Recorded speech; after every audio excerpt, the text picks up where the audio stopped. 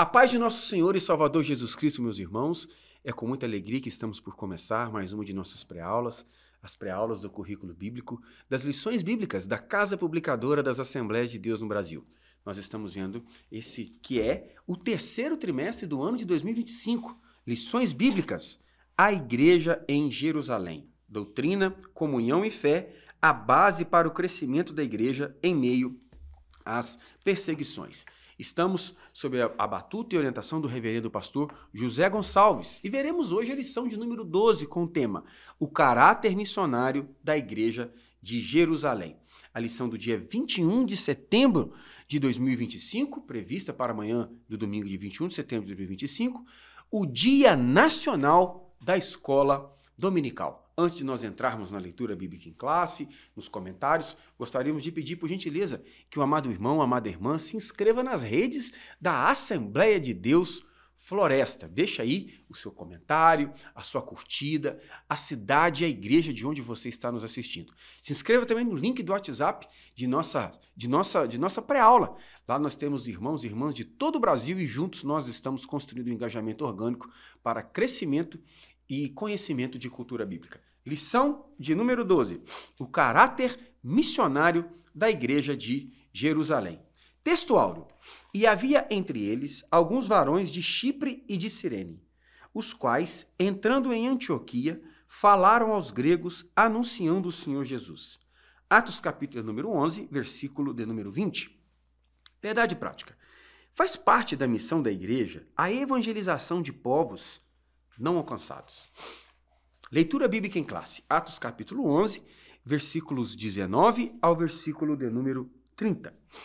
E os que foram dispersos pela perseguição que sucedeu por causa de Estevão, caminharam até a Fenícia, Chipre e Antioquia, não anunciando a ninguém a palavra, senão somente aos judeus. E havia entre eles alguns varões de Chipre e de Cirene, os quais, entrando em Antioquia, falaram aos gregos, anunciando o Senhor Jesus. E a mão do Senhor era com eles. E grande número creu e se converteu ao Senhor. E chegou a fama dessas coisas aos ouvidos da igreja que estava em Jerusalém, e enviaram Barnabé até Antioquia. O qual, quando chegou e viu a graça de Deus, se alegrou e exortou a todos a que, com firmeza de coração, permanecessem no Senhor. Porque era homem de bem e cheio do Espírito Santo e de fé. E muita gente se uniu ao Senhor. E partiu Barnabé para Tarso a buscar Saulo. E, achando, conduziu para Antioquia. E sucedeu que todo um ano se reuniram naquela igreja e ensinaram muita gente. Em Antioquia foram os discípulos pela primeira vez chamados cristãos. Naqueles dias desceram profetas de Jerusalém para Antioquia e, levantando-se um deles, por nome de Ágabo, dava a entender pelo Espírito que haveria uma grande fome em todo o mundo. E isso aconteceu no tempo de Cláudio César. E os discípulos determinaram mandar, cada um conforme o que pudesse, socorro aos irmãos que habitavam na Judéia. O que eles com efeito fizeram, enviando aos anciãos por meio de Barnabé e de Saulo. Meus amados irmãos, antes de nós adentrarmos nos comentários de nossa lição bíblica, gostaríamos de falar do Conexão Jovem, o nosso evento de jovens anual em nossa igreja, que acontecerá nos dias 27 e 28 de setembro. A edição de nossa pré-aula vai estar deixando aí o slide da programação com os pregadores, os cantores. Você é o nosso convidado, o Senhor Jesus Cristo tem uma palavra para o seu coração. Venha para a Assembleia de Deus Floresta nesses 2 dias, que serão dias de louvor, de comunhão, de palavra, de adoração e de muito poder de Deus para a glória de nosso Senhor e Salvador Jesus Cristo. Nós estamos recebendo aqui com muita alegria, nessa nossa pré-aula, uma das professoras mais queridas de nossos alunos, a nossa irmã Núbia. Irmã Núbia, deixa aí sua saudação e as suas notas introdutórias em nome de Jesus, irmã Núbia. Eu quero agradecer, o convite feito pelos nossos irmãos, Nosso irmão Rafael que nos chamou. Eu sempre digo que eu fico muito feliz, em estar participando dessas aulas, dessas pré-aulas, que traz conhecimento, E a gente ali é alimentado também pela palavra do Senhor. Essa lição em questão, irmãos, de hoje, nós vamos estudar um tema muito importante, que é sobre a evangelização, que começou ali com a igreja primitiva, naquele tempo. A Bíblia vai nos dizer que essa igreja de Jerusalém, ela vai transpassar as barreiras, levando o evangelho a outras nações. Essa igreja que, mesmo enfrentando perseguição, que mesmo enfrentando dificuldade, não deixou de levar o evangelho de Cristo. Essa igreja que não perdeu a sua essência missionária. Irmãos simples, humildes, alguns ali que nem apareceram, ficaram somente no anonimato, mas de uma coisa eram certas: pessoas cheias do Espírito Santo, cheias de graça, poder e muita fé, que viram a mão do Senhor movendo e vidas se rendendo ao Senhor Jesus. Evangelista irmão Rafael, mais uma vez seja muito bem-vindo, meu amado. Sua saudação, suas notas introdutórias em nome do Senhor Jesus. Meus irmãos, a paz do Senhor, alegria estar aqui mais uma vez junto com os nossos irmãos, para juntos estudarmos a palavra de Deus. A palavra-chave da nossa lição hoje é missão. É bom lembrar que a missão da igreja ela é tríplice. Primeiramente, adorar a Deus. O Pai procura os verdadeiros adoradores. Deus não criou adoração, Ele criou o adorador e o adorador produz a adoração.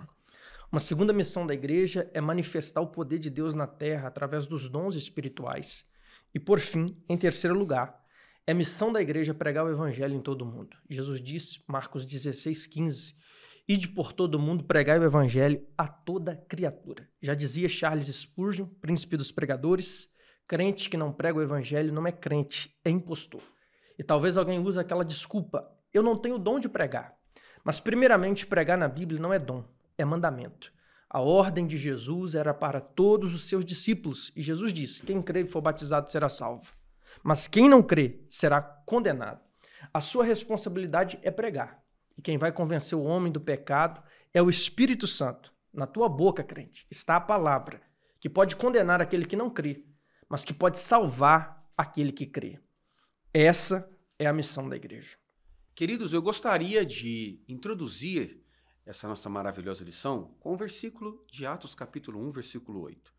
Mas recebereis a virtude do Espírito Santo, que há de vir sobre vós, e ser-me-eis testemunhas, tanto em Jerusalém, como em toda a Judéia e Samaria e até os confins da terra.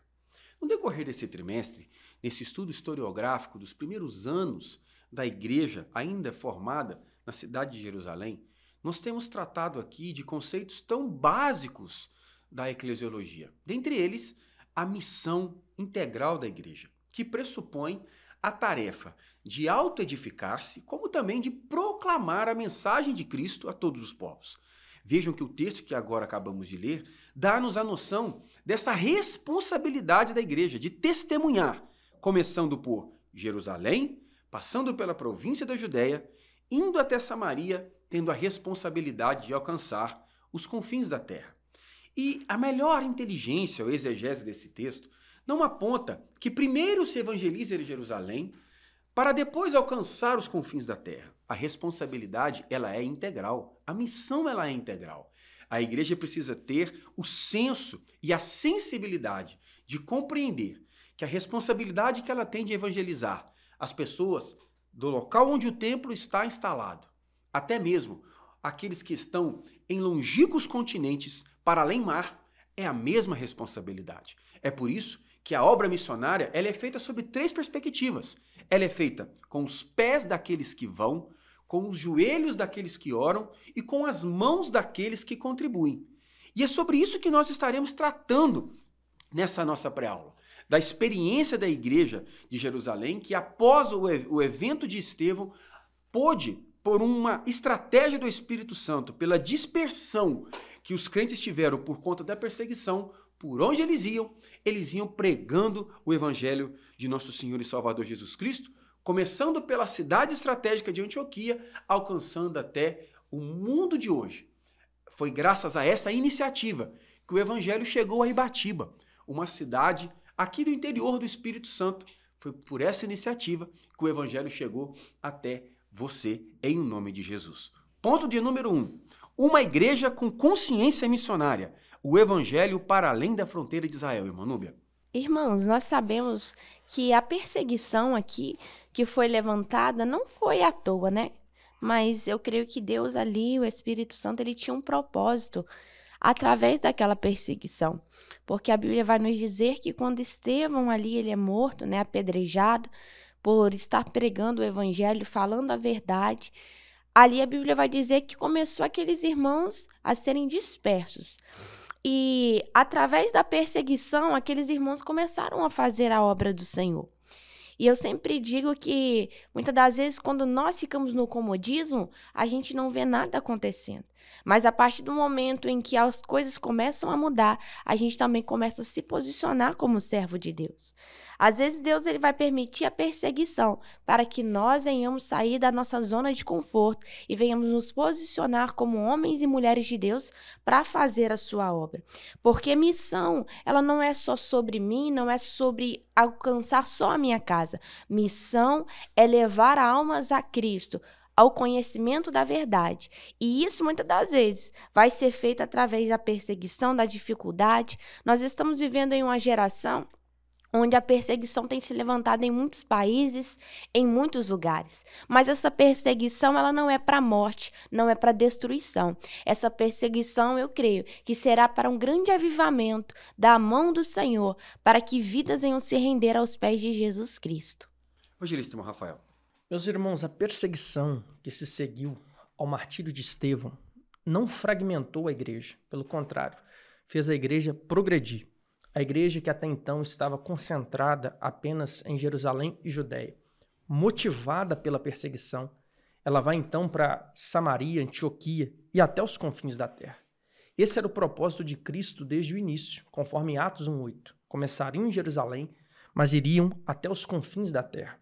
Isto porque Deus não é exclusivo de um povo, de uma etnia, de uma nação. Deus é Deus de toda a terra. Salmo 24, verso 1, ele diz que do Senhor é a terra e a sua plenitude, o mundo e os que nele habitam. Lembre-se que quando Deus chamou Abraão, em Gênesis 12, verso 3, a 7ª promessa que Deus fez a Abraão foi justamente que nele seriam benditas todas as nações da terra. E aqui nós vemos Deus usando a perseguição como um gatilho para incentivar os seus servos a pregar o evangelho, a espalhar o evangelho para todas as partes da terra. Isso porque Romanos 8:28 nos lembra que todas as coisas contribuem juntamente para o bem daqueles que amam a Deus e são chamados pelo seu propósito. Aqui, em Atos 11, nós vemos isso, Deus transformando maldição em bênção, Deus transformando proposta em propósito, Deus transformando perseguição em missão. Porque Deus continua sentado no trono do universo e ele tem o controle de todas as coisas na palma da sua mão. Queridos, o texto de Atos 11:19, ele espelha o que já estava disposto em Atos capítulo 8, versículo de número 1. Nos dois fragmentos de textos, nós encontramos a expressão "e todos foram dispersos", assim como nós podemos também ver no versículo de número 19, "e os que foram dispersos". Qual é a razão pelo qual esses primeiros crentes saíram, entre aspas, a ermo mundo afora? Por conta da perseguição. O que é perseguição? Nós temos aqui um conceito sociológico, antropológico e político.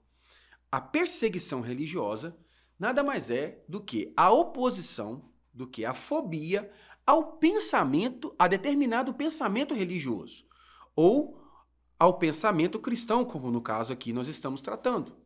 Essa perseguição, ela pode ter cunho político, quando uma determinada nação tem um comportamento institucional oficial contra determinada manifestação religiosa, ou essa perseguição pode ter cunho pessoal ou sectário, que era, a princípio, o caso da perseguição dos crentes da cidade de Jerusalém. Eles eram perseguidos pela seita dos fariseus ou pelo judaísmo. É evidente que quando nós vamos desenvolvendo os fatos cronológicos no decorrer da história da igreja primitiva do primeiro século, nós vamos ver que essa perseguição se torna oficial pelo Império Romano, porque a consequência ou o produto da pregação do evangelho cristão era a negativa da divindade do panteão grego-romano, como também da autoridade divina do imperador. Todavia, o que nós podemos concluir é que essa perseguição ela produz frutos interessantes para a evangelização, porque é graças a ela que a igreja começa a se dinamizar, a se movimentar e a desenvolver a sua atividade evangelística. É o que nós podemos concluir, como por exemplo, de Atos capítulo número 8, versículos 4 a 8. Filipe prega em Samaria e muitos creem. Atos capítulo 8, versículos 26 ao 40. O evangelho alcança o eunuco etíope. Atos capítulo 13, versículo 46 e 47. Paulo e Barnabé declaram: voltamo-nos para os gentios, porque o Senhor nos ordenou. Eu te pus como luz para os gentios, para que seja salvação até os confins da terra. Atos capítulo 15, versículos 7 ao 9, Pedro declara: Deus o escolheu para ser o seu intermediador para a pregação do evangelho entre os gentios, para que os gentios ouvissem e crescem no evangelho. Ou seja, a perseguição foi a causa, o insumo que deu o start para que a igreja rompesse as fronteiras provincianas de Israel e da Judéia e alcançassem os povos que estavam ao seu redor e derredor. Este é a chamada da igreja: ide por todo mundo e pregai o evangelho. Ponto de número 2. Cristãos dispersados, mas conscientes de sua missão. Professora Emanúbia? Aqui eu deixo uma pergunta, né, irmãos? O que nós fazemos diante da perseguição? Porque aqueles irmãos, eles se posicionaram para começar a fazer aquilo que Deus havia ordenado. E eu sempre digo que nós, como servos de Deus, estamos, irmãos, capacitados. Deus, ele nos deu uma armadura. A Bíblia vai dizer no livro de Efésios, capítulo 6, que o Senhor, ele nos reveste de uma armadura. E a Bíblia vai dizer que ele nos dá capacete, ele nos dá couraça, ele nos dá calçados, ele nos reveste. E além de nos dar esses armamentos, o Senhor também, ele coloca na nossa mão uma espada, que é a palavra de Deus. E com essa espada nós podemos ganhar almas, podemos fazer a obra do Senhor e fazer com amor essa obra.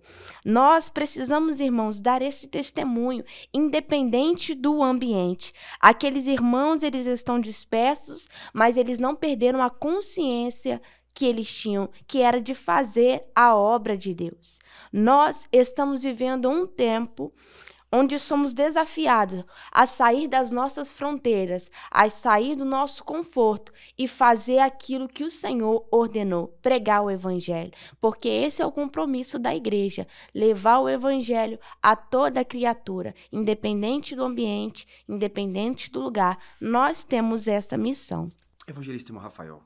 Todo cristão genuíno, ele precisa ter consciência missionária. Se você não pode ir, você deve contribuir. Se você não pode contribuir, você deve orar.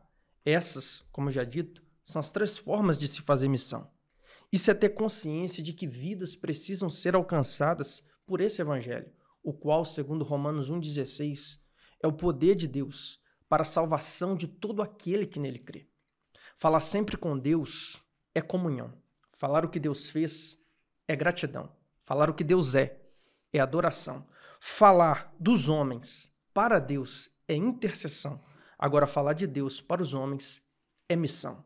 O crente que não faz missão, ele se torna a missão de alguém. Ou você é um missionário, ou você se torna um campo missionário. A missão, é claro, deve ser internacional, transcultural, mas também deve ser local. Lembre-se dos que estão longe, mas sem esquecer daqueles que estão perto. Lembre-se que você também tem vizinhos, também tem família que precisa ser alcançada por esse mesmo evangelho. Nisto nós temos o exemplo de Noé. Noé não ganhou ninguém de fora, mas quando o juízo de Deus chegou, ele e a sua família estavam dentro da arca. Amados, Mateus 28, 19. Portanto, ide e ensinai todas as nações, batizando-as em nome do Pai e do Filho e do Espírito Santo. A constatação de que os crentes, os primeiros cristãos, foram dispersos por conta da perseguição é algo que é entendido pela interpretação gramatical do texto. Gramatical literal do texto, nós chegamos a essa conclusão. Mas mais curioso do que o fato deles fugirem da perseguição é nós entendermos como eles reagiram a isso. Eles não só fugiram da perseguição, mas eles também proclamavam o evangelho aos lugares pelos quais eles passaram por conta dessa perseguição. Nós precisamos então ter essa consciência de compreender, e aqui eu quero referenciar pastor Jander Magalhães, um amigo, uma referência não só da Igreja Assembleia de Deus Floresta de Ibatiba, mas uma referência para todo o Brasil a respeito da obra missionária. Ele diz que as chamadas são como algemas, em que o chamado leva para onde ele for, são como algemas invisíveis. E nós podemos compreender isso na vida desses crentes. Eles fugiram da perseguição, mas não fugiram do chamado evangelical, não fugiram do chamado missionário. Eles fugiram da perseguição e por onde eles passavam? Eles passaram semeando com os seus pés formosos a semente do evangelho do reino. A Igreja de Cristo não deve ser limitada por crises, perseguições ou dificuldades. A igreja precisa compreender que a sua missão integral deve ser aplicada independentemente da situação ou da circunstância pela qual ela estiver passando. O cristão, mesmo fora de sua zona de conforto, precisa manter viva a consciência de que sua missão é anunciar o Senhor Jesus Cristo, independentemente da crise institucional, financeira ou espiritual que a igreja estiver passando. Nós não podemos perder o foco de falar de Jesus em todo o tempo. Onde Deus nos planta, seja por escolha ou por circunstância, devemos ser testemunhas do Evangelho. Talvez o momento que você esteja passando, o emprego que você esteja trabalhando, a circunstância familiar que você esteja vivendo, o lugar que você esteja morando não sejam ideais. Mas Deus não te colocou aí à toa. Se Deus te colocou aí, é porque Ele tem um propósito na sua vida. Assim como a perseguição que eles sofreram não era o ideal, ninguém deseja ser perseguido, ninguém quer ser perseguido. Mas apesar das perseguições e da circunstância que nós estivermos passando, anunciemos o Evangelho com ousadia, porque esta é a verdadeira vontade de Deus. Por conta disso, Antioquia se torna um grande centro missionário. Da dispersão nasce a primeira igreja multicultural e missionária que enviaria Paulo e Barnabé. Ponto de número 3. Cristãos leigos, mas capacitados pelo Espírito, irmã Núbia. Irmãos, eu vi uma frase que dizia o seguinte: o ide é servir sem esperar retorno, ir sem buscar palco. Aqui, irmãos, a Bíblia vai nos dizer que aqueles irmãos, eles eram leigos, eram anônimos, muitos deles não apareciam e não aparecem, sendo citados ali. Mas eram pessoas que fizeram total diferença para que o evangelho fosse proclamado. Deus, ele não olha, irmãos, o quanto nós sabemos. Deus, ele não olha o quanto nós temos. Deus olha o quanto estamos disponíveis a servir na sua obra. Se você é disponível, Deus ele capacita e Deus ele te usa. Aquelas pessoas não apareceram, mas eram pessoas que estavam ali fazendo a obra do Senhor com amor, fazendo missões, levando o evangelho, pregando a palavra do Senhor. Deus ele usa quem sabe muito, quem tem muito conhecimento, mas Deus também usa aquele irmão que talvez nem muito sabe ler a Bíblia, talvez não sabe usar muitas palavras bonitas, mas tendo um coração quebrantado, uma vida cheia do Espírito Santo, ele também usa, ele também enche e também faz dele um missionário na sua obra.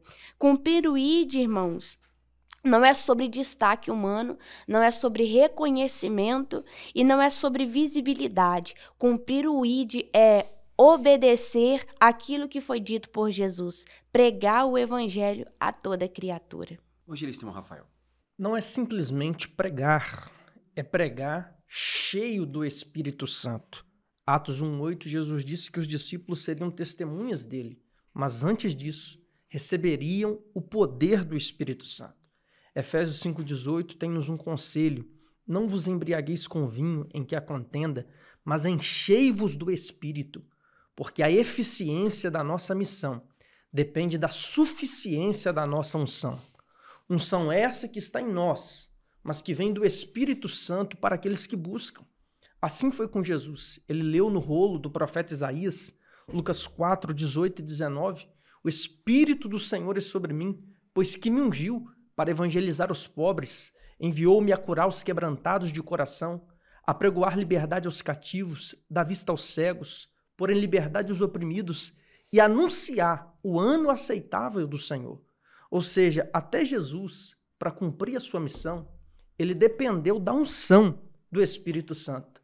Quanto mais nós necessitamos dessa unção, dessa capacitação, tal como estes irmãos, que eram simples e leigos, como já dito, mas eram capacitados pelo Espírito Santo.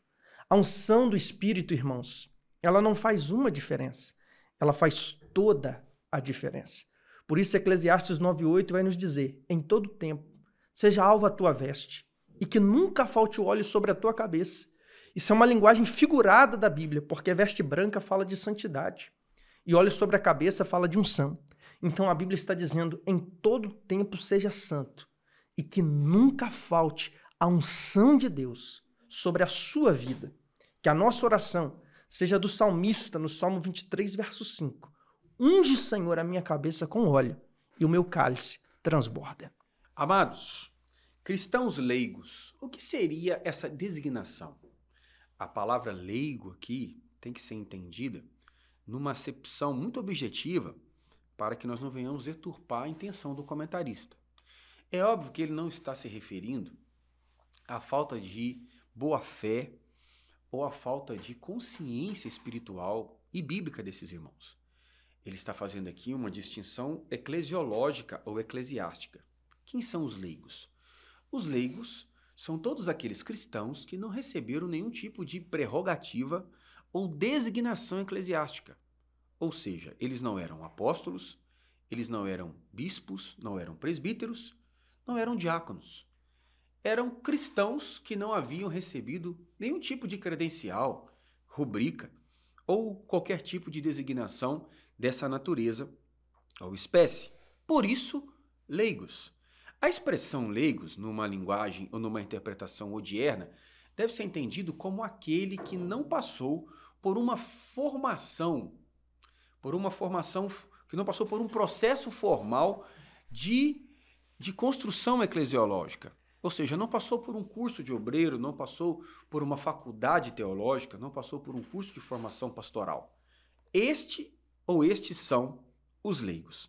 Todavia, muito embora esses homens, como é o designativo aqui do versículo 20, e havia entre eles alguns varões de Chipre, os quais entraram em Antioquia e começaram a proclamar o evangelho. Essa expressão diz respeito aos discípulos comuns, anônimos, vindos de Chipre e de Cirene, que haviam sido dispersos pela perseguição. Ou seja, é uma informação muito preciosa que aponta o sentido de que a missão integral da igreja de proclamar o evangelho em todo o tempo não estava distrita ou resumida somente para os 12, somente para os 500, somente para os 120, somente para um grupo seleto da aristocracia da igreja. Não. Essa missão não era exclusiva, somente desses que foram separados com essas designações específicas. Essa era uma missão dada a todos. E todos quanto receberam essa missão foram capacitados pelo Espírito Santo. Era o Espírito Santo que, segundo o apóstolo Paulo escreveu aos Coríntios, capítulo número 12, era o Espírito Santo que operava tudo em todos. É por isso que Pedro disse na sua primeira carta, capítulo 2, versículo 9, vós sois a geração eleita, sacerdócio real, nação santa, separados pelo Espírito Santo. Atos capítulo 1, versículo 8, vocês vão receber o poder ao descer sobre vós o Espírito Santo e vocês serão minhas testemunhas. 1 Coríntios capítulo 12, versículo 7, a cada um é dada a manifestação do Espírito Santo, visando o bem da igreja. É o Espírito Santo que é a força motriz, é o Espírito Santo quem dinamiza, que potencializa a capacidade de cada crente na proclamação do santo evangelho de nosso Senhor Jesus Cristo. É por isso que Paulo escreve, 1 Coríntios, capítulo 1, versículo 27. Deus escolheu as coisas loucas desse mundo para envergonhar as sábias. Deus escolheu as coisas que não são para confundir aquelas que são.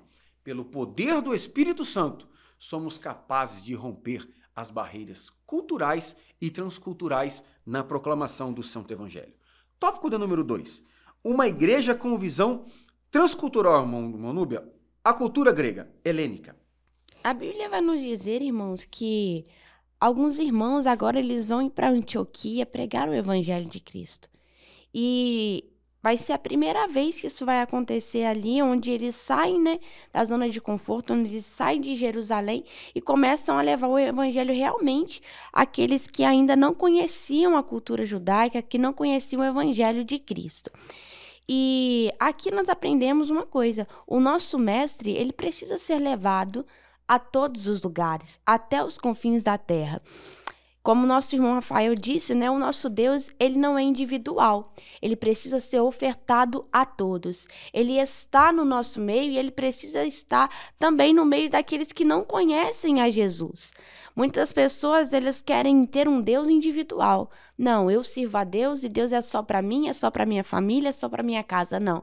Deus, ele está no nosso meio e ele precisa ser levado também a quem não tem conhecimento nenhum. Jesus, ele é para todos, aqueles que querem uma vida transformada e diferente. Aqueles irmãos, eles puderam ver algo extraordinário acontecendo em Antioquia, porque as vidas começaram ali a ser levadas para Cristo, começou a ter salvação de almas, e tudo isso não foi para merecimento humano, tudo isso foi para a glória do nome do Senhor e através da mão do Senhor. E eu aprendi algo com o Senhor, que onde Deus ele coloca a mão dele, nada fica do mesmo jeito. A mão do Senhor é quem faz crescer, a mão do Senhor é quem faz prosperar, e a mão do Senhor também, que faz gerar salvação de almas e avivamento genuíno. Evangelista Rafael. Atos 11, 20. Os que foram dispersos falaram também aos gregos. Falar aos gregos no contexto neotestamentário é o mesmo que falar aos gentios. Isto porque o mundo no qual o Novo Testamento foi escrito era um mundo profundamente marcado pela cultura helênica, herança do Império de Alexandre o Grande, que impunha a cultura grega nas nações conquistadas. É comum a gente ler, por exemplo, em Romanos, várias vezes, aquela expressão: primeiramente ao judeu, mas também ao grego. Ou seja, os judeus, eles tiveram prioridade na evangelização. Tanto que a Bíblia diz em João 4:22 que a salvação vem dos judeus. Até Jesus, o nosso Salvador, ele era judeu. A primeira vez que Jesus enviou os 12, em Mateus capítulo 10, versos 5 e 6, ele diz: não entreis em cidades de gentios, mas ide antes as ovelhas perdidas da casa de Israel. Ou seja, os judeus, eles tiveram prioridade na evangelização, mas eles não tiveram exclusividade. Os gregos, os gentios também seriam alcançados por esta graça, pois conforme Atos 1:8, começa em Jerusalém, mas deveria alcançar até os confins da terra. Isto porque João 1, verso 11 e 12 nos diz que Jesus, ele veio para o que era seu, judeus, mas os seus não receberam, mas a todos quanto receberam, a estes é dado o poder de serem feitos filhos de Deus aos que creem no seu nome. A grande comissão tinha como iniciativa primária começar por Jerusalém e passar pela Judéia, Samaria, até os confins da terra. Vejam, irmãos, que o objetivo primário da evangelização eram os judeus. Como bem já enunciado pelos meus nobres pares, a igreja ela é formada, ainda de maneira insípida, pequena, por um núcleo de judeus. Jesus era judeu. Todavia, o objetivo de Cristo era alcançar todos os povos. E o comentarista deixa claro o seguinte argumento. Primeiro, o evangelho é pregado por judeus para judeus. Depois, o evangelho é pregado por judeus que falavam e entendiam o grego. É o que nós podemos concluir do versículo 19 de Atos, capítulo 11. a ninguém a palavra, não anunciando a ninguém a palavra, senão somente aos judeus. Agora nós vemos a expansão disto. Ou seja, crentes que foram alcançados pelo evangelho, crentes simples, que agora estão pregando para judeus que não tiveram nenhum tipo de... para não-judeus que não tiveram nenhum tipo de cultura judaica. Ou seja, é o que o comentarista está falando. Não eram judeus que falavam grego pregando para outros judeus da mesma cultura, mas cristãos judeus que falavam grego, levando o evangelho a pessoas que não tinham nenhuma ligação com o judaísmo. Dessa forma, o que Jesus havia ordenado, pregar o evangelho a toda criatura, começou a se cumprir. Ou seja, aqui nós estamos vendo o encontro ou o confronto da cultura judaica com a cultura helenista. O que seria isso? O que é a cultura helenista? Língua grega como língua internacional. Filosofia, artes e costumes muito diferentes do judaísmo. Uma cosmovisão marcada pelo politeísmo e pela busca da sabedoria humana. O desafio agora não era apresentar um Deus, era apresentar um único e exclusivo Deus. Porque os gregos poderiam acrescentar ao seu panteão de deuses mais um Deus. Mas a proposta do cristianismo era exclusivista. O evangelho é exclusivista nesse aspecto. Eles deveriam adorar um único Deus, o Senhor Jesus Cristo, Senhor sobre todas as coisas.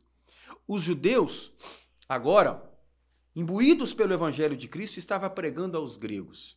E esses gregos, convertidos ao Senhor Jesus Cristo, também pregariam a outros gregos que pregariam a outras nacionalidades. E essas células de pregação do evangelho, como que por uma osmose, foram construindo o crescimento transcultural da igreja. O que isto é? Ser transcultural significa reconhecer que o evangelho é supracultural. Não pertence a uma etnia, idioma ou tradição específica. Que nós venhamos ser marcados por esse sentimento de pregar o evangelho a toda criatura. Esta é a vontade de Deus. Contextualizando a mensagem, professora Manúbia. Irmãos, eu quero até citar mesmo algo que está aqui na lição que nos diz. Dessa forma, sem comprometer a verdade da mensagem, o evangelho foi se espalhando e alcançando diferentes culturas. Nós sabemos, irmãos, que aqueles irmãos, eles começaram a pregar o evangelho de Jesus e eu creio que ali de uma forma simples. Por quê? Aqueles irmãos, eles não conheciam sobre Jesus, não sabiam muito sobre a cultura, judaica. E como aqueles irmãos chegariam para aquele povo pregando um evangelho rebuscado, cheio de palavras difíceis? Não tinha como. Aqueles irmãos começaram a pregar eu creio que um evangelho simples. Aquele evangelho que Jesus ele tem poder para curar, para salvar, para batizar e levar para o céu. Porque não é sobre muito, irmãos, sobre muita mensagem elaborada, mas sim sobre a dependência do Espírito Santo. Aqueles irmãos eram pessoas cheias da presença do Espírito Santo, que estavam levando o evangelho àquele povo, para que aquele povo ele também fosse alcançado pela verdade. E aqui eu quero dizer algo. Nós, como servos do Senhor, precisamos pregar o evangelho da verdade com clareza. Porque muitas pessoas querem alcançar almas, querem fazer missões. Mas uma missão, irmãos, que onde Jesus ele não aparece, onde Jesus não é colocado como referência. Um evangelho onde só o eu aparece, onde só os meus desejos aparecem. E isso, irmãos, não gera salvação de almas, só gera o ego maior dentro do ser humano. Mas quando Jesus ele é colocado como alvo, como aquele que transforma, isso sim faz com que vidas venham se render aos pés do Senhor. Evangelista Rafael. Meus irmãos, contextualizar a mensagem é diferente de adulterar a mensagem. É possível mudar a aparência, mas sem perder a essência. Atos 11:20 vai dizer que estes irmãos, eles não anunciavam o Messias Jesus, mas eles anunciavam o Senhor Jesus. Porque falar de Cristo como Messias teria mais sentido para um público judeu. E como ali eles também estavam alcançando gentios, eles procuram anunciar o Senhor Jesus Cristo. Enquanto os romanos diziam que César era o Senhor, os cristãos diziam Jesus Cristo é o Senhor. No meio de tantos falsos deuses que havia naquele mundo grego, somente Jesus Cristo é o verdadeiro. Filipenses 2,11 vai dizer que um dia todo joelho se dobrará e toda língua há de confessar que Jesus Cristo é o Senhor para a glória de Deus Pai. Isso vai acontecer no futuro, no juízo final, quando os ímpios reconhecerão a Jesus como Senhor por obrigação, mas isso será para condenação. Mas hoje, no presente, você tem a oportunidade de reconhecê-lo de todo o teu coração para a tua salvação, porque uma vez que Jesus se torna o teu Senhor, ele também será o teu Salvador. Romanos 10,9 diz que se com tua boca confessares ao Senhor Jesus, serás salvo. E o verso 13 diz, todo aquele que invocar o nome do Senhor será salvo. Porque Jesus, ele não vai salvar a todos, não se engane. Jesus vai salvar os que são servos dele. Jesus é Salvador porque ele é Senhor. Nós somos salvos porque somos servos. E se não somos servos, não somos salvos. Porque quem não serve para servir, também não serve para ser salvo. Queridos, a contextualização da mensagem diz respeito a 3 pilares que eu gostaria de trabalhar com os irmãos. Primeiro, clareza da mensagem, o cristocentrismo na pregação e uma metodologia eficiente.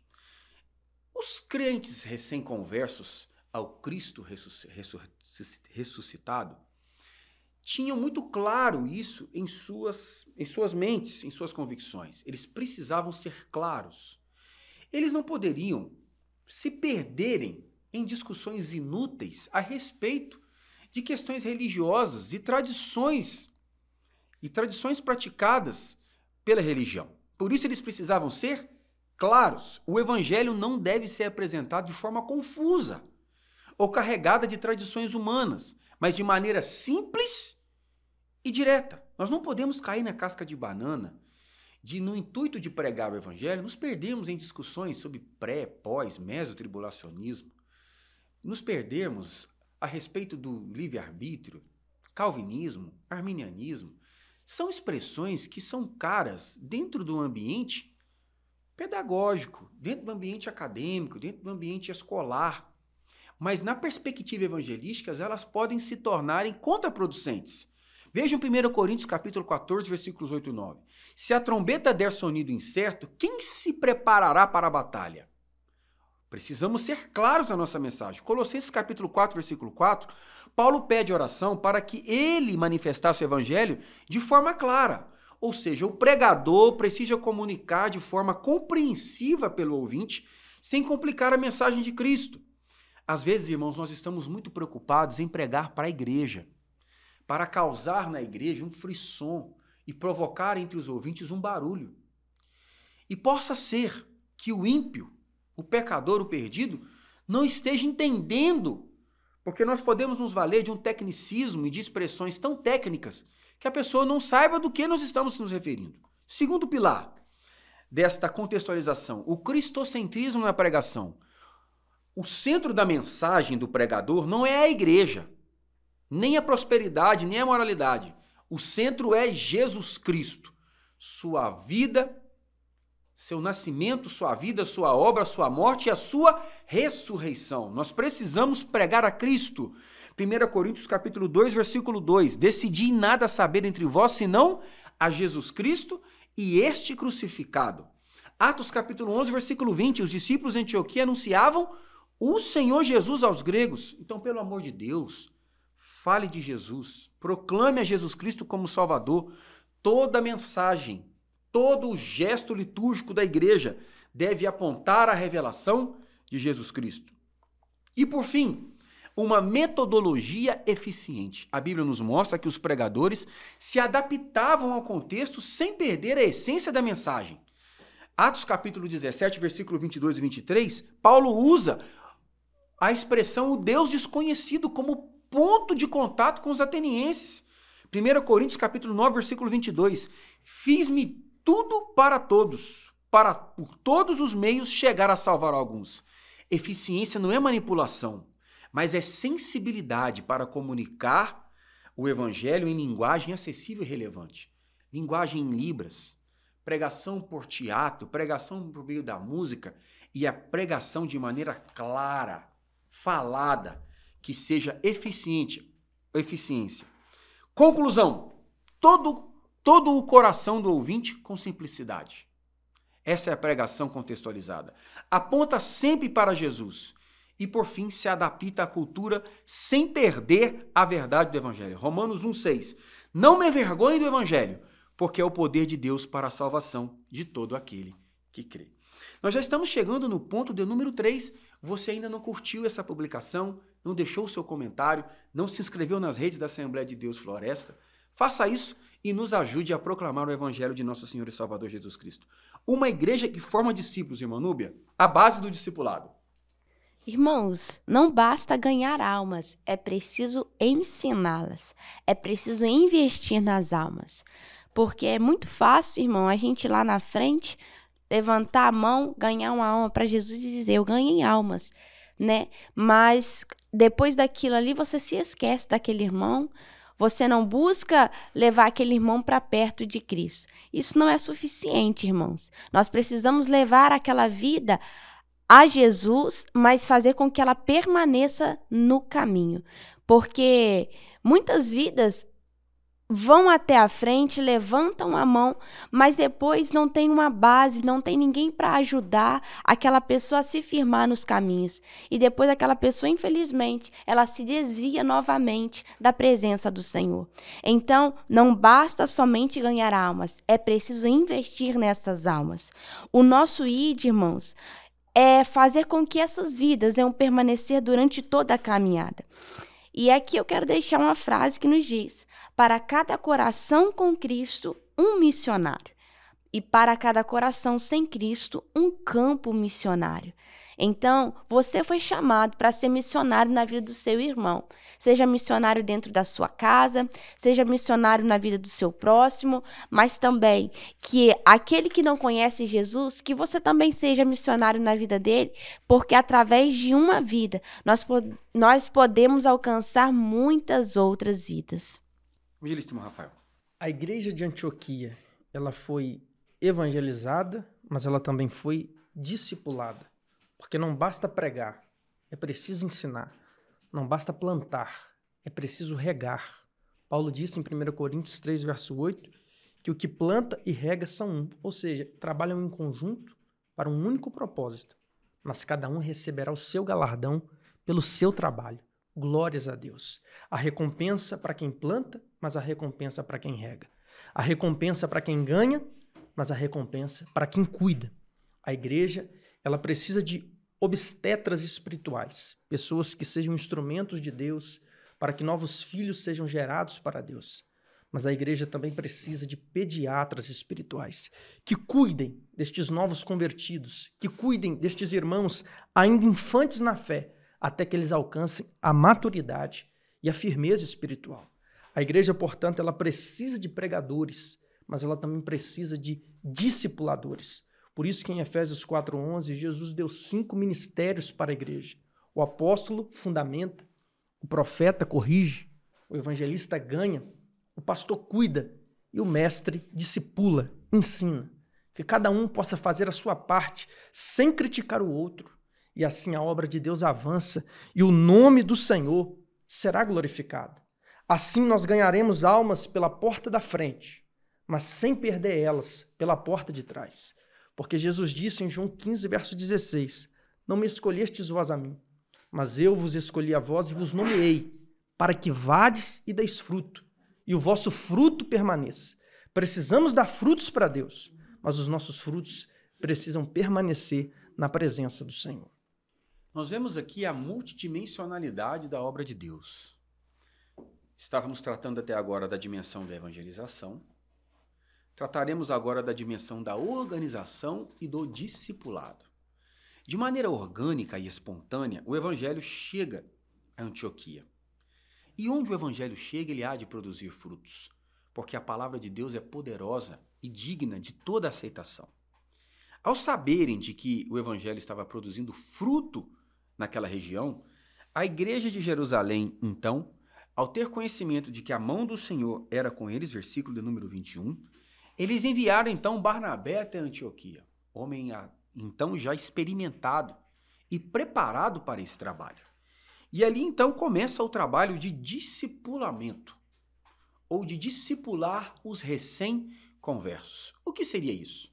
Mais do que serem convertidos ao Senhor Jesus, eles precisavam agora serem alicerçados na doutrina da fé cristã.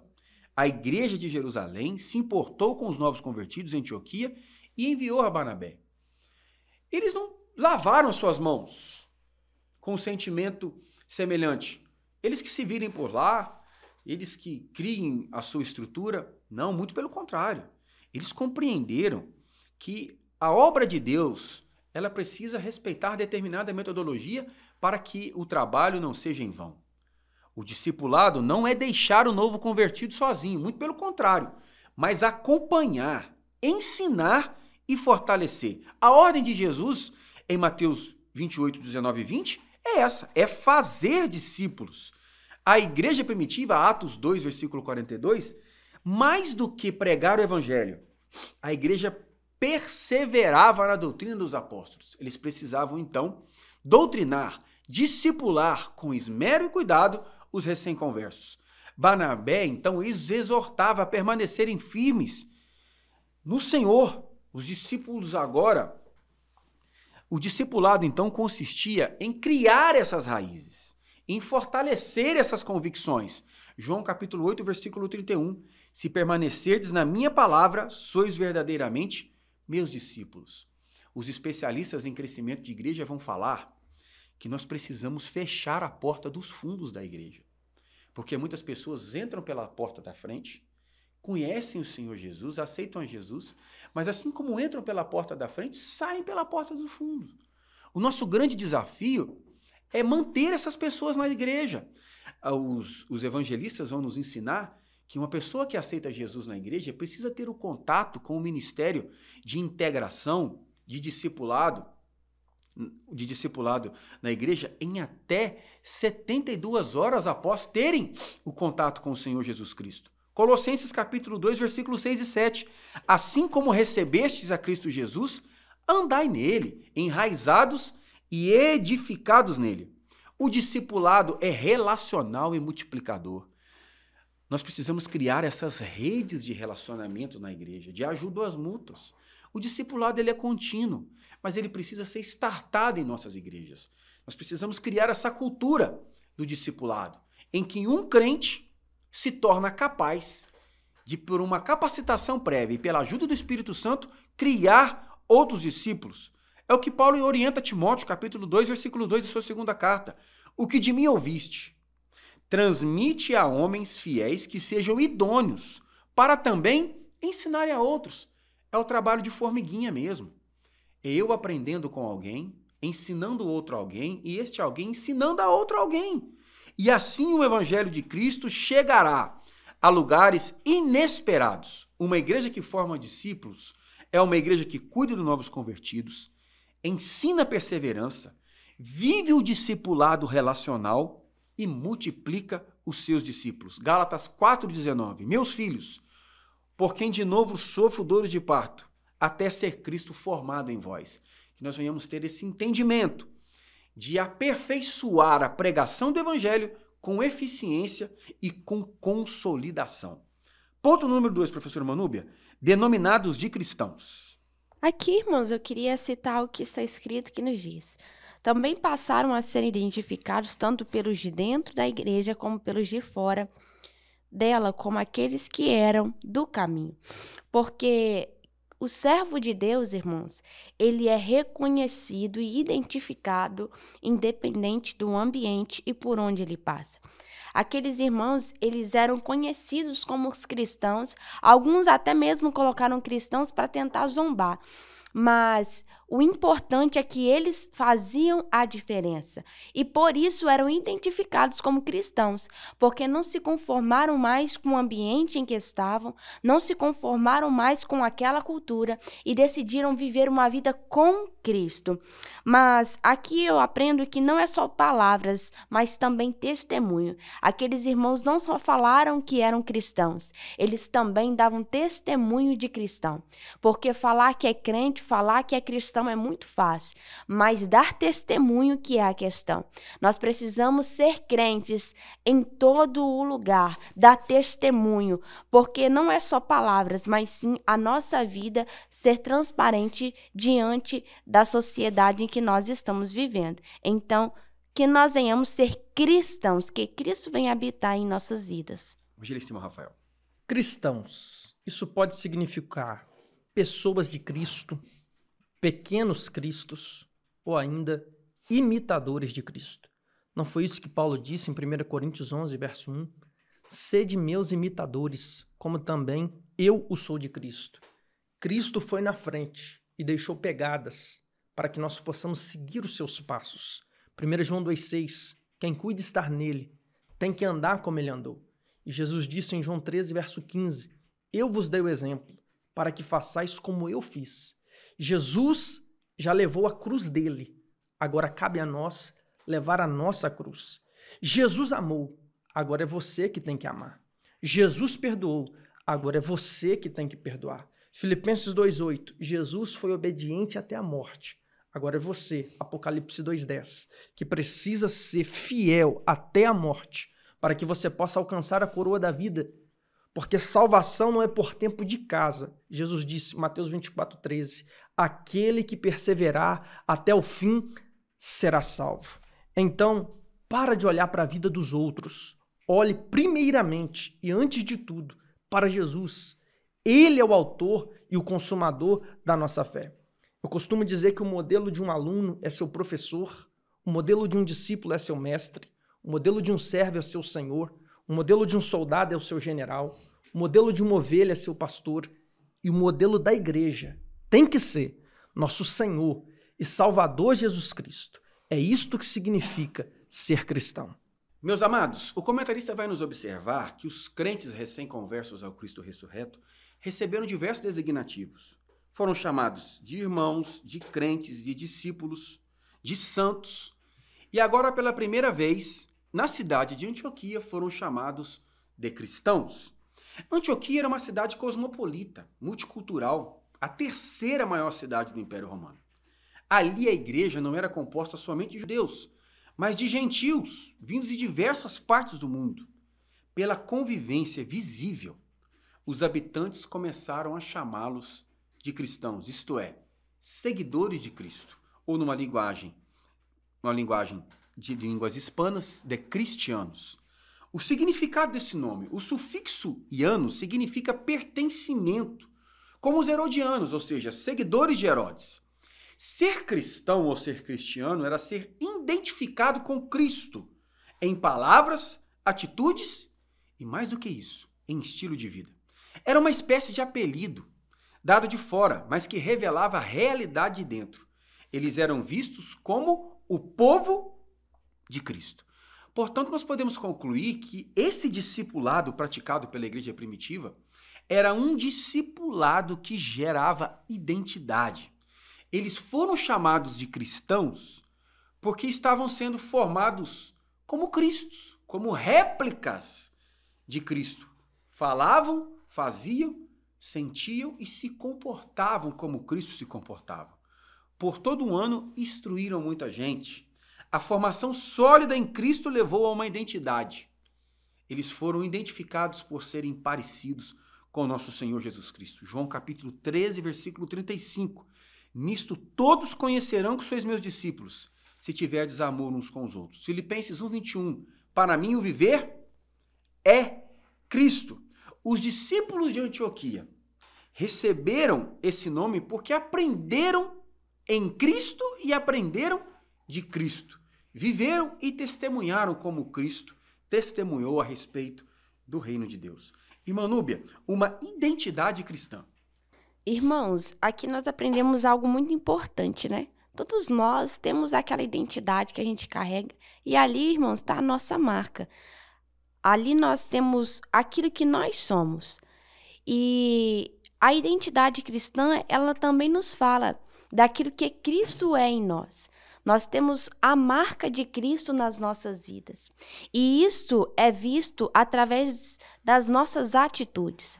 Porque, como a própria lição vai dizer, não é um rótulo que vai definir, não é um nome que vai definir. Por quê? Ser cristão, qualquer um pode ser chamado, mas está em questão a nossa vida, se nós realmente vamos viver uma vida com Cristo. E aqui, irmãos, porque quem vive uma vida com Cristo, quem tem a identidade de Cristo, ele mostra isso através das suas atitudes. Porque se ele roubava, ele não rouba mais. Se ele mentia, ele não mente mais. Se ele se prostituía, não se prostitui mais. Por quê? Porque agora ele não tem a sua própria identidade, mas tem a identidade de Cristo dentro da sua vida. Quando nós temos a identidade de Cristo em nós vivemos uma vida santa, pura e cheia do Espírito Santo. Certa vez, Alexandre o Grande, um dos maiores conquistadores da antiguidade, passando com a sua comitiva, ele se deparou com um soldado desertor. Ele pergunta ao soldado, qual é o teu nome? O soldado responde, eu me chamo Alexandre. Então o rei vira para ele e diz, ou você muda de vida, ou você muda de nome. E eu aplico isso à nossa caminhada de fé. Quer ser chamado de cristão? Se comporte como um cristão. Quer ser chamado de justo? Se comporte como um justo. Quer ser chamado de salvo? Se comporte como salvo. Ou você muda de vida, ou você muda de nome. Porque o que te define não são suas palavras, são suas ações. Vida cristã não é teoria, é prática. Pois diz Tiago 2,17 que a fé sem as obras é morta em si mesma. O evangelho não muda.